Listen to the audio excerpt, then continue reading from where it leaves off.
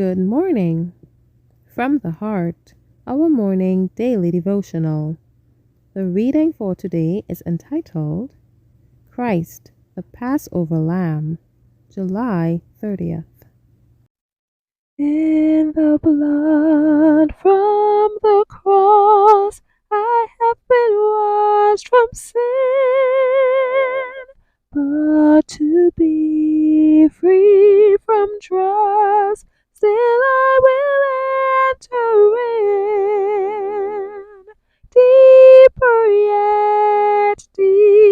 yet, into the crimson flood. Deeper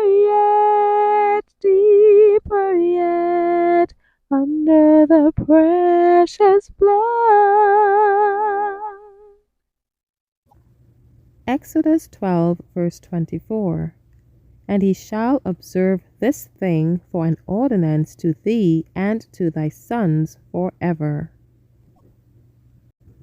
There were quite a number of the Egyptians who were led to acknowledge, by the manifestations of the signs and wonders shown in Egypt, that the gods whom they had worshipped were without knowledge and had no power to save or to destroy, and that the God of the Hebrews was the only true God. They begged to be permitted to come to the houses of the Israelites with their families upon that fearful night when the angel of God should slay the firstborn of the Egyptians. The Hebrews welcomed these believing Egyptians to their homes, and the latter pledged themselves henceforth to choose the God of Israel as their God, and to leave Egypt and go with the Israelites to worship the Lord. The Passover pointed backward to the deliverance of the children of Israel, and was also typical, pointing forward to Christ, the Lamb of God, slain for the redemption of fallen humanity.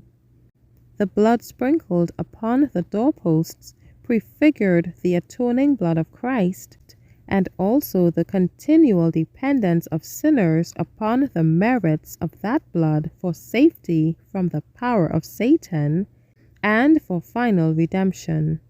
Christ ate the Passover supper with his disciples just before his crucifixion, and the same night instituted the ordinance of the Lord's Supper to be observed in commemoration of his death.